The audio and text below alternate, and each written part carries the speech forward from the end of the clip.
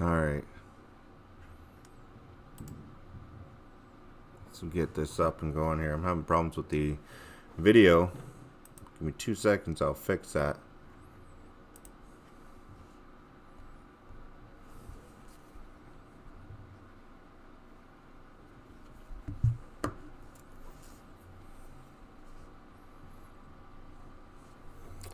Let's bring this up.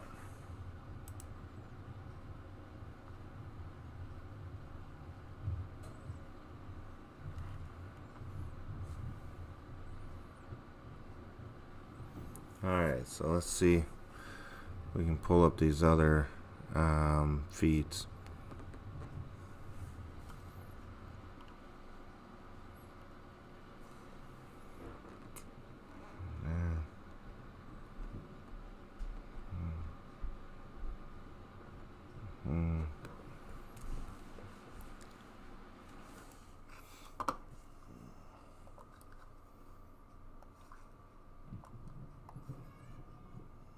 Alright, so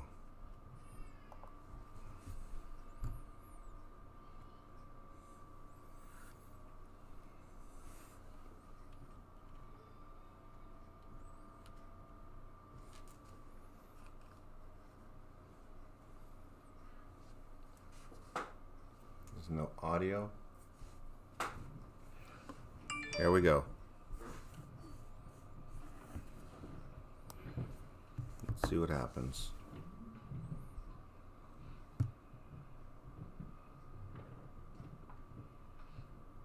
Well, good afternoon. I've never shied away from telling you the brutal, honest truth.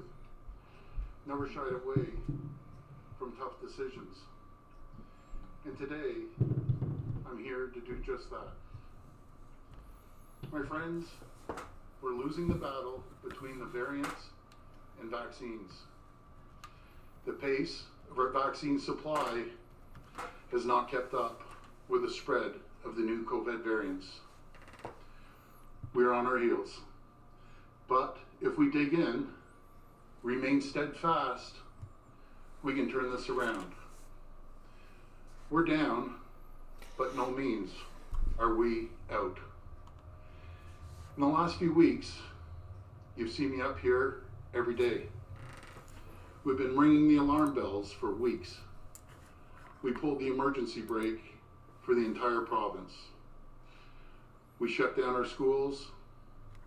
Most of the province has been in some form of lockdown since last fall. We announced a second stay-at-home order for all of Ontario. And as we saw in the modeling, these actions have slowed the spread. They've reduced mobility and avoided the worst case. But we have to do more.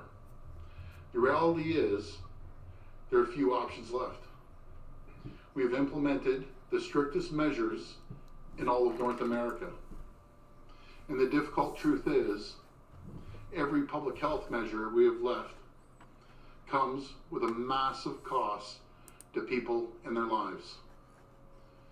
But we have never shied away from doing what's necessary. And it comes down to three things. Limiting mobility, enforcing the rules, and getting vaccines into arms. And as your Premier, it falls on me to make the difficult choices. It falls on me to do what's necessary. So effective immediately, we're extending the emergency declaration and prolonging the stay-at-home order province-wide for an additional 2 weeks, for a total of 6 weeks. Outdoor gatherings will now be strictly limited to members of your own household only. Anyone who lives alone can join with one other household.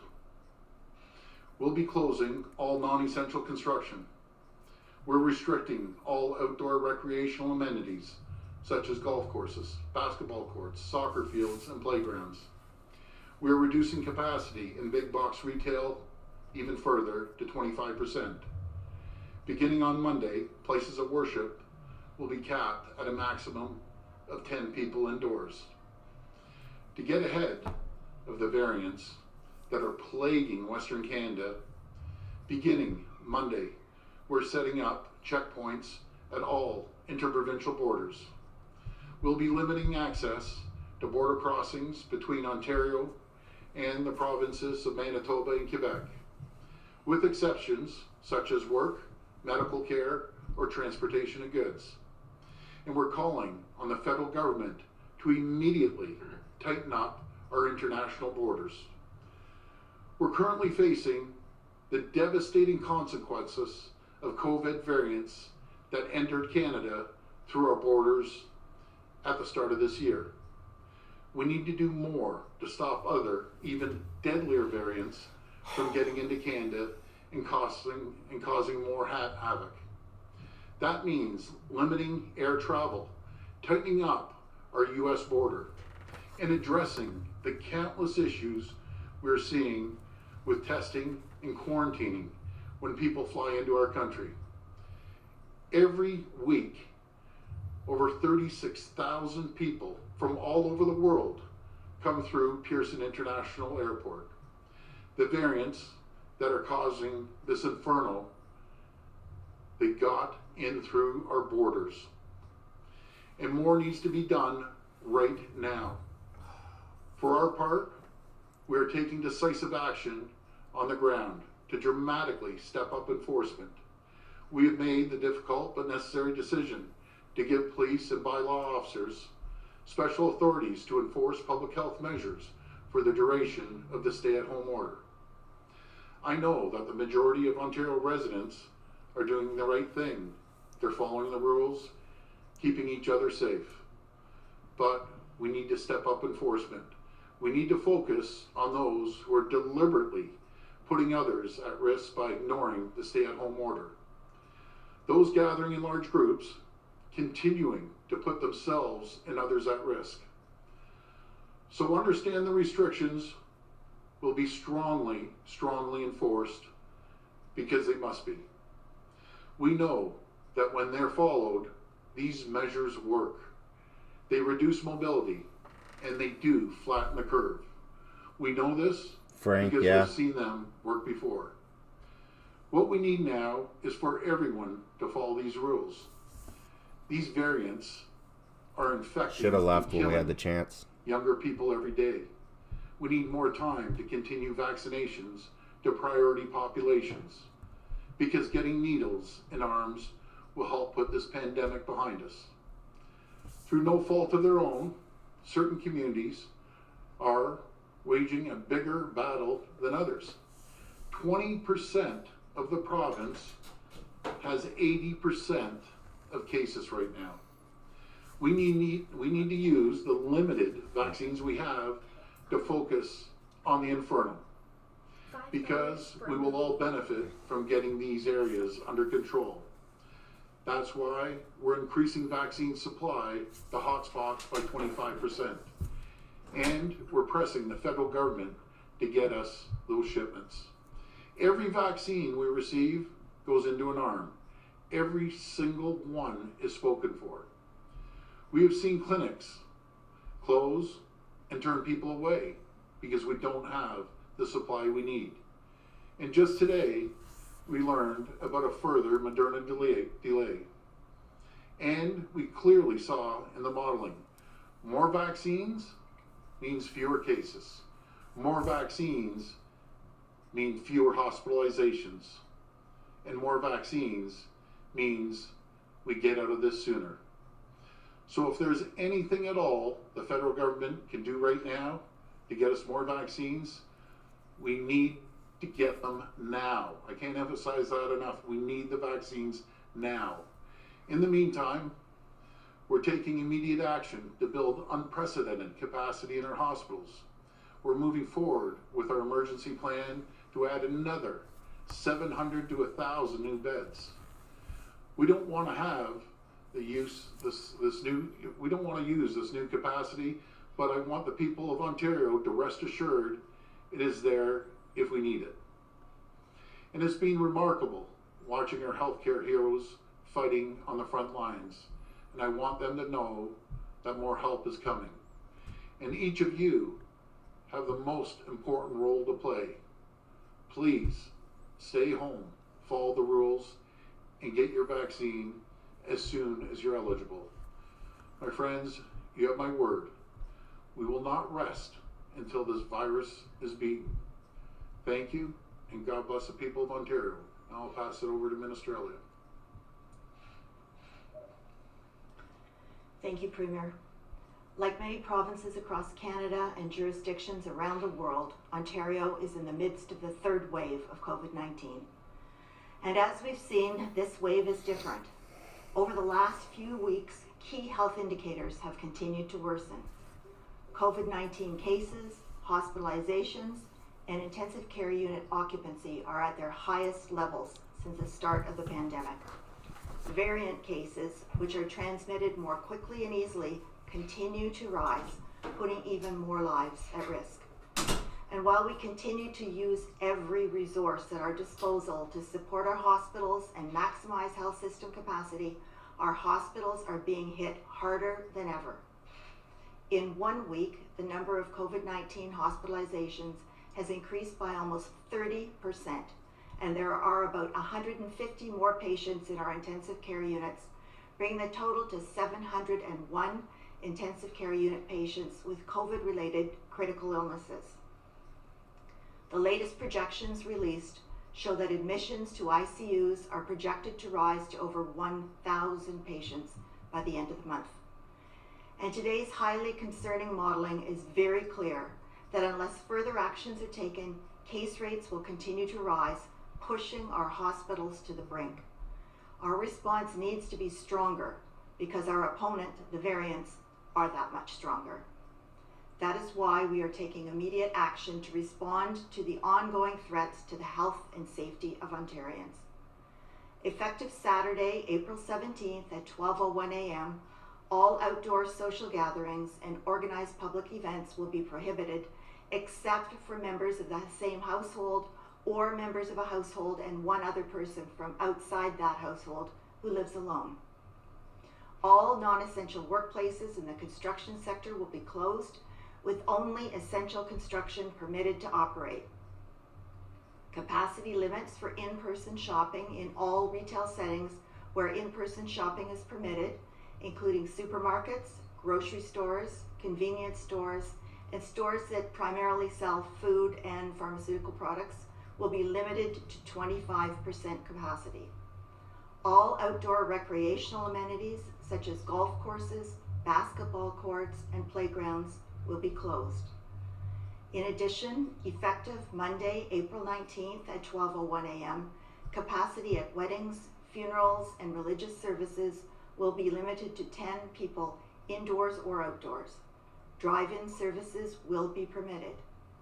All other public health and workplace safety measures for non-essential retail under the province-wide emergency brake will continue to apply.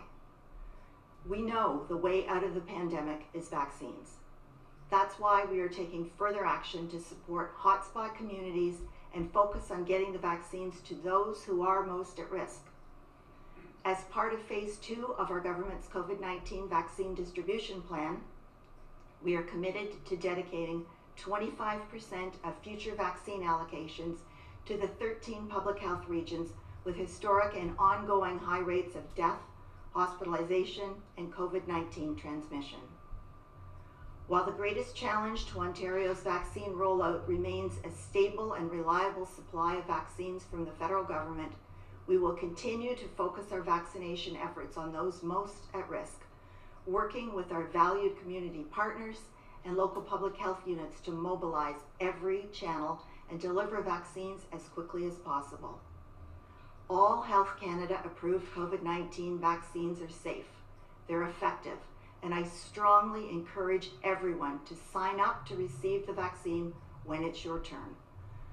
I know it's been a longer winter, but now our summer is at risk. I am asking all Ontarians to please stay home to stop the third wave from threatening our healthcare system and the health of thousands of Ontarians. We may not feel it, but brighter days are ahead. They may not come as fast as we would like, but we will get there. and it will take a collective effort from all of us. Thank you. And I'd now like to hand it over to the Solicitor General.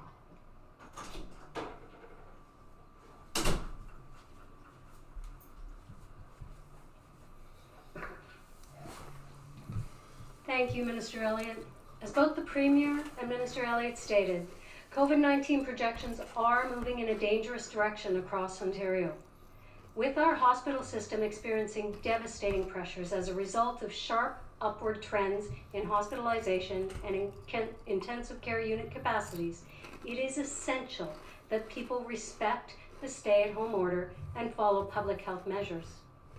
This is a critical moment in Ontario's response to this deadly virus, and every single person in Ontario has an important role in protecting our communities. Unfortunately, some people continue to attend gatherings and leave their homes for non-essential reasons. As a government, it is our responsibility to take action to address non-compliance and prevent further transmission of COVID-19. That is why, after consulting with public health experts, we have made the deliberate decision to temporarily enhance police officers' authority for the duration of the stay-at-home order. Moving forward, police will have the authority to require any individual who is not in a place of residence to, first, provide their purpose for not being at home and provide their home address. Police will also have the authority to stop a vehicle to inquire about an individual's reason for leaving their residence. I cannot stress this enough.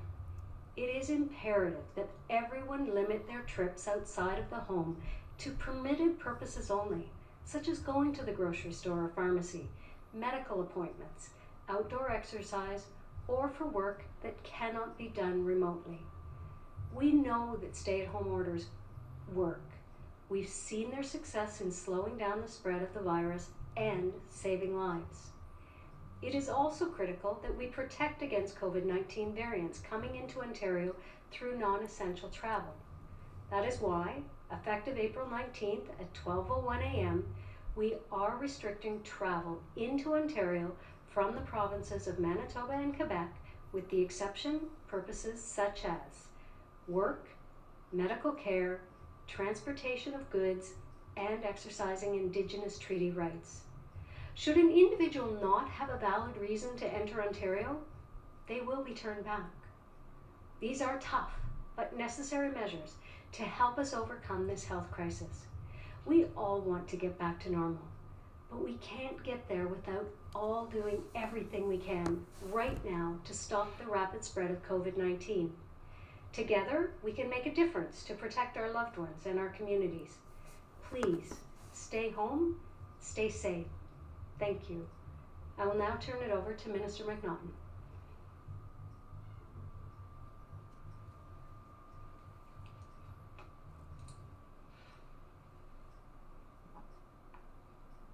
Good afternoon. As we continue our fight to defeat this deadly virus, it's crucial that we do everything possible to keep workers safe. Since the start of this pandemic, we've now done over 46,000 COVID-19 related inspections, issued more than 49,000 orders, and stopped unsafe work 87 times. Our efforts have been laser focused on where they are needed the most, with blitzes in hotspot regions targeting hundreds of big box stores, factories, and warehouses. In order to help reduce spread, we are shutting down some non-essential construction like shopping malls, hotels, and office towers. However, there are still projects that are critical to our health, like building our homes, our hospitals, assessment centers, and long-term care homes, and we need to ensure those on these sites are being kept safe. Starting today, over 200 inspectors are visiting more than 1,300 construction sites over the next 4 weeks to ensure public health measures are in place. Travel to and from work has been a major contributor to the spread of this deadly virus. For that reason, we have repeatedly asked people who can work from home to do so. The sad reality is more and more people are being asked to go into the office. This cannot continue. That is why our inspectors will be visiting law offices, accounting firms, and other workplaces over the coming days and weeks to make sure that those inside and on-site are protected and following the COVID-19 safety requirements. I cannot stress enough to employers, if your staff can work from home, they must work from home.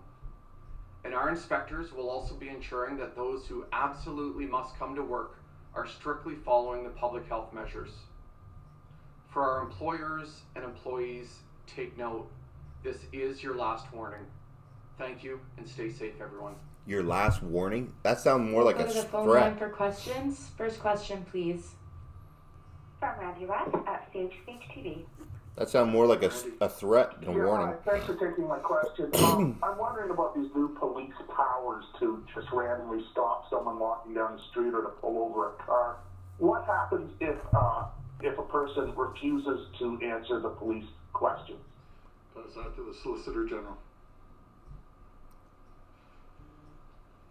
So by issuing these new additional enforcement measures, it allows police officers to ask the person why they are not at their place of residence and what their place of residence is. And specifically to your question, if you are not willing to comply, then you are breaking the law. And there is an option for the police officer to issue a ticket. Thank you. Follow up? Wow. How much is the ticket? And also, if someone sees their neighbors breaking these new regulations and having a party in their yard, that sort of thing, should people call police on their neighbors? So in terms of the ticket cost, that of course is set by the Chief Justice. Currently, if you break an order under the EMCPA, then it is $750, as I understand it. In terms of people calling to snitch, to inform. Did she just say snitch? Look, we all have a personal responsibility, and I would hope that the vast majority of us would take that personal responsibility seriously. When we see the ICU numbers rise, I would hope that people would take a second thought and consider their neighbors, consider those healthcare workers who have been working incredibly hard over the past 12 years. I'm never going to encourage people to inundate the bylaw enforcement or police departments with calls, but if it means saving lives, then I think we have to think about what your social responsibilities are as an individual to make sure that you don't empower other people and invite a whole bunch of individuals to your home. Thank you. Next question. From Natasha McDonald at Radio Canada. Hi, Natasha. Hi, Premier. Should the federal government toss the per capita approach and instead distribute more vaccines to the hardest hit regions like the GTA? Well, what we need from the federal government, Natasha, we just need more supply. This isn't a capacity issue, it's a supply issue. And I've been saying that right from day one. I'm sure they're working hard for the supply, but we need them to double down their efforts, and we need them as well to push NACI, the decision on AstraZeneca. Folks, you look at the UK right now, they had less cases than all of Ontario. They knocked the age down to 30 years of age with AstraZeneca. And if you have an opportunity to get AstraZeneca or Moderna or Pfizer, do it. But I just want to show you a chart, what this, I don't know if you can zoom in, Jamie, or not, but this is what Dr. Brown showed. This is at 100,000, and it just escalates up to 30,000 cases compared to the green lines with tough restrictions. It's a game changer. We have the capacity to do 300,000 tests. We just don't have the supply. And we all know there's one way of getting out of this. To follow the protocols, that's an automatic. But if we continue just getting dribs and drabs and missing Moderna shipments and so on and so forth, we aren't getting out of this. More people are going to die. More people are going to be in ICUs. But if we can ramp it up to 300,000 a day, then again, you will see the drastic. So this is 100,000 up there. this is if you do 300,000. It's night and day. We're going to have a summer. We're going to open up businesses. We're going to be able to open up restaurants and bars and get the kids back in school. It all comes down to one thing: the supply of vaccines. Simple as that. Follow-up? Ontario asked for help, and Alberta and Saskatchewan aren't sending healthcare workers to Ontario. Quebec still hasn't decided. If not enough help comes from within Canada, is there a possibility that Ontario will have to turn to the U.S. to help with staffing our ICUs? How bad is the situation? Well, before I pass to the Minister of Health, I have reached out to all the premiers. Ontario. We're a close group of premiers. I live right where this guy is talking about. And I know if there's anything they can do, they will do for us. You know, it goes back to the maritime provinces helping out on the last situation. They were shipping tractor trailer loads of meals over to the hospital, you know, sending us antigen, sending us anything we can. They're a phenomenal group of premiers. Look what's happening out in BC with Premier Horgan. He's getting it hard with the Brazilian variant. This is the reason, folks. We need to tighten up our borders. I'm first to welcome everyone around the world, but when we see 36,000 people coming in, and some people, oh, it's only 1.8%. Well, let me tell you something. If we first pushed getting the testing done, even though it's not our jurisdiction, and they've taken over, 2,200 Doesn't really suck for me. You know, we're tested positive coming into our country. This is how I make my I living. know of right now, and it only. So as long as I can keep doing this, and to spread I these keep making people variants. happy and You know, it takes 5 entertain them in some people, way, people. shape, or Something form, happened up in the long-term care home in then I'll be all right. When one person went in a long-term care home, you know, it spread like wildfire. And these variants, I can assure you, aren't swimming across the ocean by themselves. They're being brought in. We need to tighten up the borders. We're going to lock down our borders in Ontario for the first time in recent memory that I could ever remember. And now the federal government needs to step up, and they need to tighten up these borders like we've never seen before. We have to make sure we control the variants coming into our country. And I'll pass it over to the Minister of Health.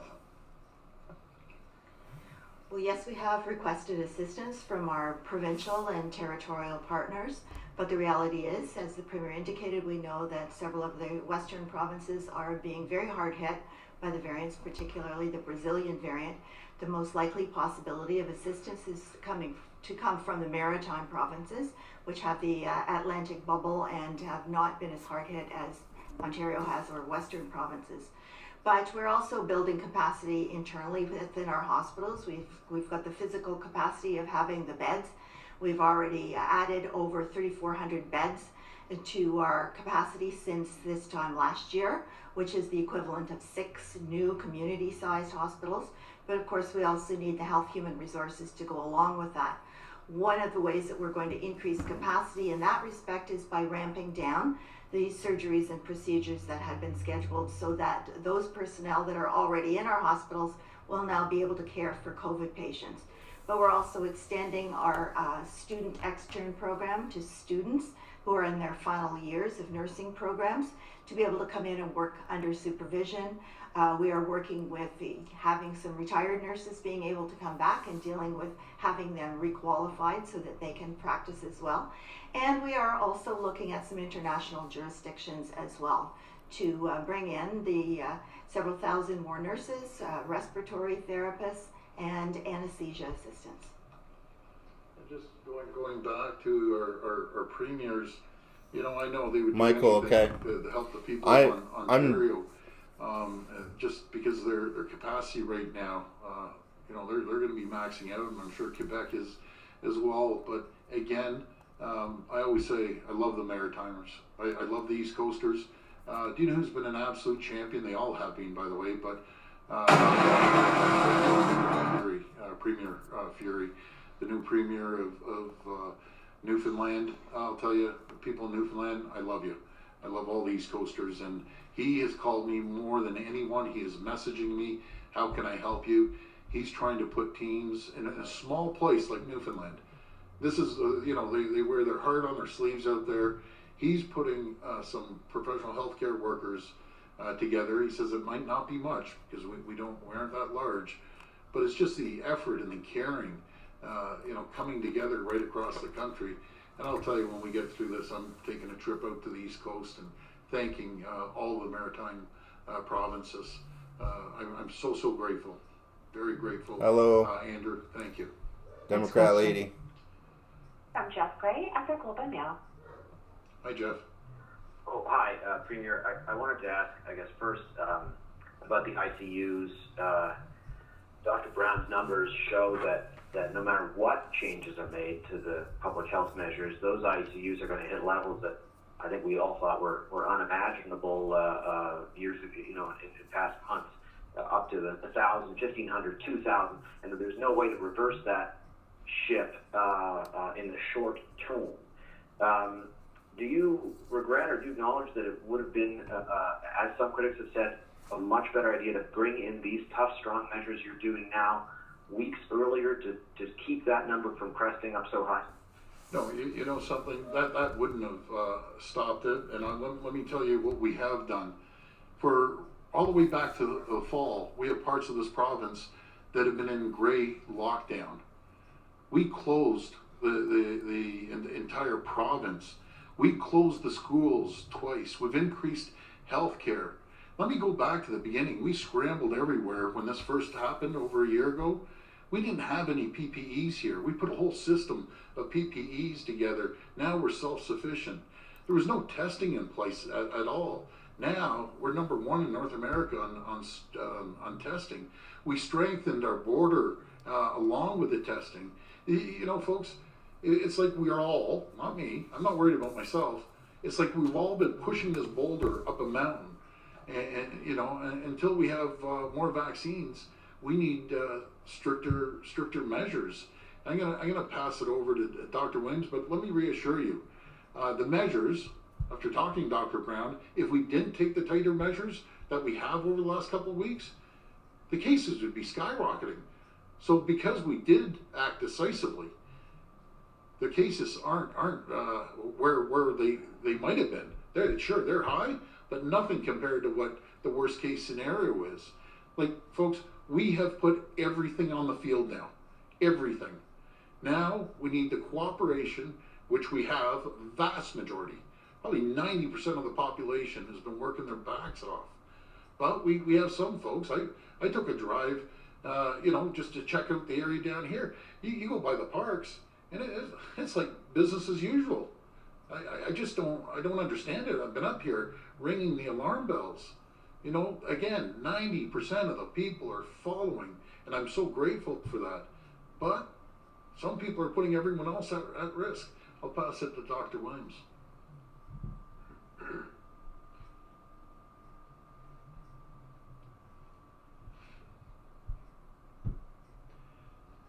So further to what the Premier has said, and further to our presser that I did with Dr. Brown a couple of hours ago, the aspect you're asking about the projection of the ICU capacity, as they have pointed out to us, that has set in line with the number of cases we've seen before, so it's not that changeable in the next few weeks because it is a delayed metric in there. I gave an example that when they gave us their modeling 3 weeks ago, they said by now we would be at 600 to 700 ICU beds. That's where we are today. 2 weeks ago, they said you're still going to be at 600 to 700. And today they predicted we are at 600 to 700. So some of those data points move quicker. 3 weeks ago, they said we would max out at 3,000 cases a day. And then 2 weeks ago, they said we'd max out with our measures at 2,800. They had to change that because the data changes. The information around the variants of concern changes because the way it's handled and it's moving its way through. That's what we want from our modelers. They got to be able to update and change the analytics. But some things move quickly and some things don't. And so their projection is that we will head up towards 1,000 ICU bed occupancy in the next couple of weeks. Is probably the direction it's going to head in because that's already in motion already starting 2 or 3 weeks ago in that sense. So we're following all the directions as the Premier noted, And they asked us back on April 1st to bring in strong measures. 2 days later we did. And they asked us a week ago to bring in stay at home. We did. And today we're taking some more steps, and we're being advised by them as well as our public health measures table, and moving to work with the public to bring about what we need is strong public health measures to bend the curve on this one yet again. I know we can do it, and I'm confident that Ontarians together, we can make this happen. Follow-up? And the follow-up maybe to the Premier, Mr. Cobb, and Dr. Williams, if you could explain a bit about, for weeks we've heard people saying that it is less risky to be outside, to go to a park or to do exercise, whatever. And now we're hearing that playgrounds and outdoor parks are going to be. Jeff, could you just repeat your question? You're a little unclear. Oh, sorry about that. I'm having trouble with my phone today. Sorry about that. Just want to ask the question about outdoors. There have been lots of people saying that outdoor activities were safer. And for weeks, people have said that that's actually a good thing to do. Get outside. People need to get outside. And now these new measures are going to clamp down on that. Can you explain why that move is being taken? Playgrounds and so on. There's nothing else for a lot of people to do, and we were led to believe that outdoors was safer. Yeah, I'm not, and we as a group are not saying don't take a walk around, and get some exercise. But Jeff, have you ever went by some of these parks? The parks are packed. But I'm going to pass this to the Minister of Health. Well, generally speaking, yes, it is better to be outdoors than indoors. The variants don't spread as quickly, but the problem is that many people are outdoors in larger groups, and they're not following those public health measures like wearing a mask, keeping physical distance, and so on. That's how we're seeing this increased transmission. So yes, please go ahead, go outside and exercise. People need to walk their dogs. Go out and do that, but don't do it in groups other than members of your household, and still keep following public health measures that are so important for all of us to reduce transmission. Next question. From Rob Ferguson at the Toronto Star. Hi, Rob. Hi, Premier. This is the third time in 3 weeks you've increased restrictions after 2 months of warnings from the public, from Steiny Brown and the science table not to ease measures too much.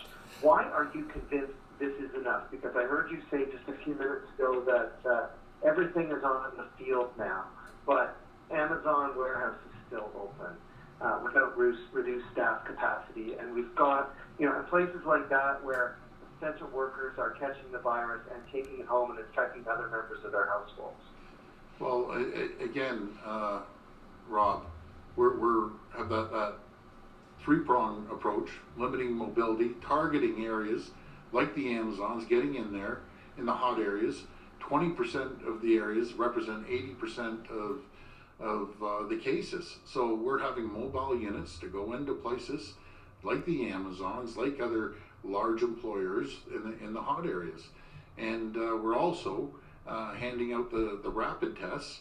I think we've handed in excess of over 3 million. It's probably higher by now. We're doing everything possible to make sure that we test people. I'm going to pass it over to Dr. Williams, and he can run through again what we've done over the last few weeks, I should say.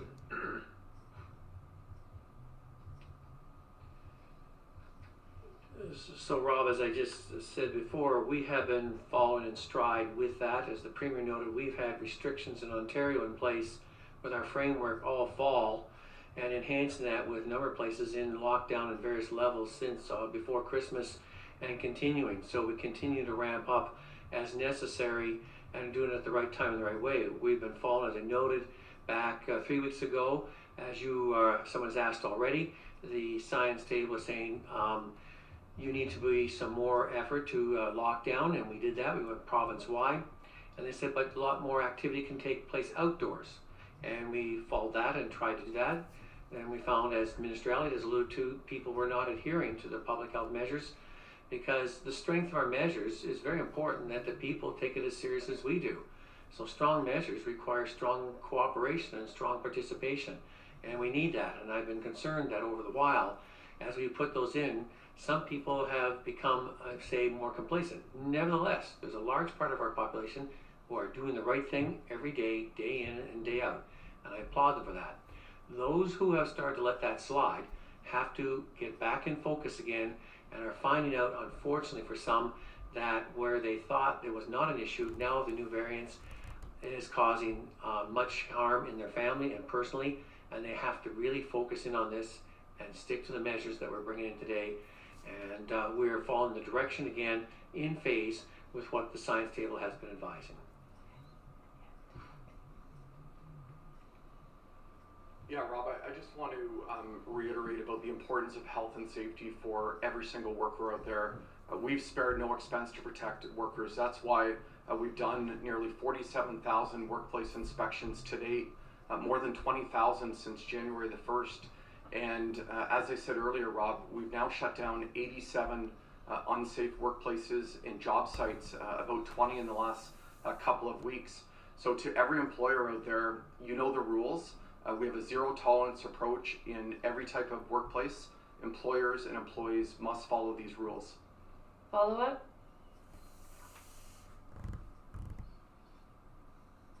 Okay, thanks everyone and Monty for that. Changing tack to the travel restrictions on the borders with the boundaries, with Manitoba and Quebec. You mentioned, Premier, that you want to stop the variants, some of these other variants from getting in from Western Canada. And I'm wondering, do you honestly think more people are driving into Ontario from the west than flying?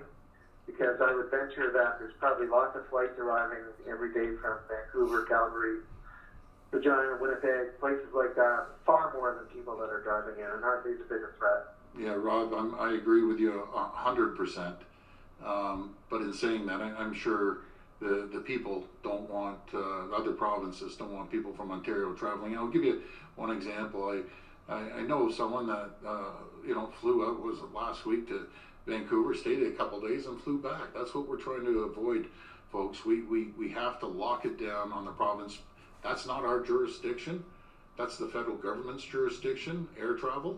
And I'm asking them to tighten up our borders coming from all around the world. But we need to do the same interprovincial. And I'll pass this over to the Solicitor General.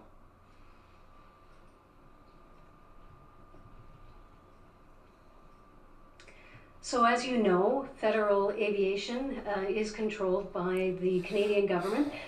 We were successful in initially setting up testing for international travelers at Pearson. Now the federal government has taken over that responsibility, and we are asking respectfully, please don't just do international travelers that are coming into Pearson. Do domestic travelers, do US travelers. We have to test people when they are coming into Ontario to make sure that our citizens are protected, and frankly, they can get the protection if they need to self-isolate for 14 days. In terms of the actual borders between Manitoba and Quebec, there are 43 different road pathways through Quebec and Manitoba, and we want to check those visitors. Why are you coming into Ontario at this time? Is it necessary for medical, personal, and work reasons? And if it's not, respectfully, you need to turn away until we deal with the variants and until we get sufficient vaccines to make sure that our citizens are protected. Thank you. And just one more thing, and I don't think I've ever mentioned this before. Do you know who our heroes are too? Along with the firefighters, paramedics, our police, our Canadian Border Protection officers. No one talks about them. Imagine being there every day and having 36,000 people come to you in a week, and they need to be protected too. They're on the front lines, the first of the front line to protect our country. So I want to say to the Canadian Customs officers, I have your backs.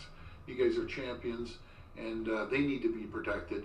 And if the federal government doesn't get them vaccinated, we need to, because they're facing really tough challenges with people coming from all over the world, face to face, literally. So I got to give a shout out to our customs officers. I have your back, and we'll make sure one way or another we'll get you vaccinated because they're a priority, essential service. Last question. Alison Martel at Reuters. Thank you. Hi, Alison. So it looks at this point all but certain that Ontario will still soon have more critically ill COVID patients than ICU beds. That means people will have heart attacks, they will be hit by cars, they will catch COVID at work, and they will receive substandard care, or maybe only limited care to keep them comfortable while they die. Why not close some non-essential manufacturing and distribution workplaces now and reduce that death toll? Okay. You know something? When we talk about the non-essential manufacturing, you look at the supply chain. The supply chain is so deep. You know, you can pick one and not the other. The supply chain is deep. And do you know who I wish was here is Vic Fidelli. He was talking about the forestry. You know, someone said, why don't you close down the forestry? There's a product in the forestry that is in aspirins, in dozens and dozens of different products. And, you know, someone that makes a light switch. I could go on and on and on. What we need to do, I'll tell you what we need to do.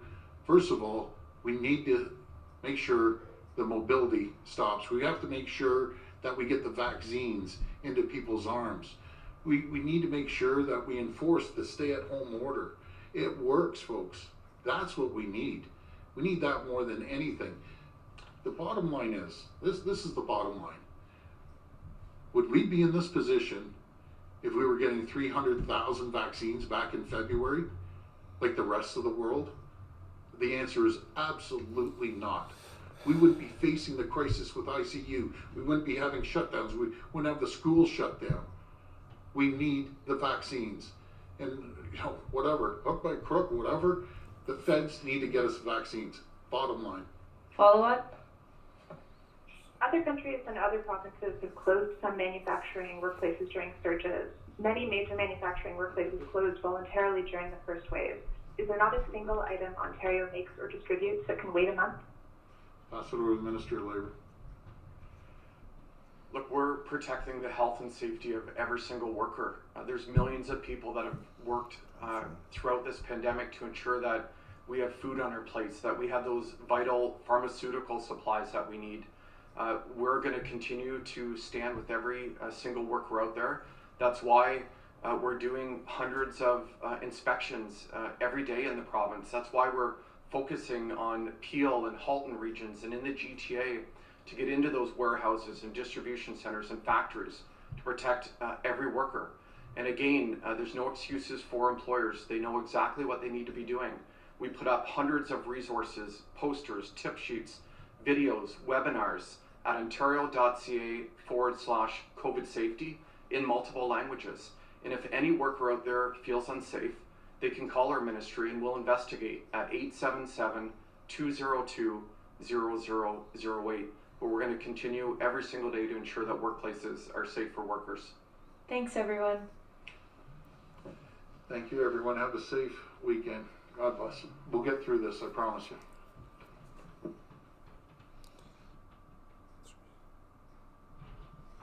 Well, that's kind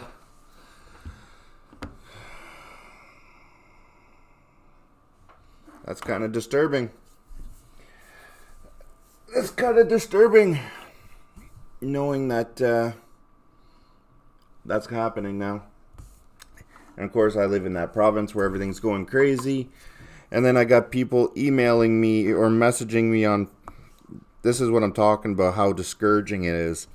Got this, so I went and did that live stream today in the car, and I got Cindy, whatever her name is, Zinga or whatever, says someone who complains about you're gonna have nowhere to live and trying to make people feel sorry for you. Well, we'll get into that in a bit tonight. All right, I'm gonna shut the stream down.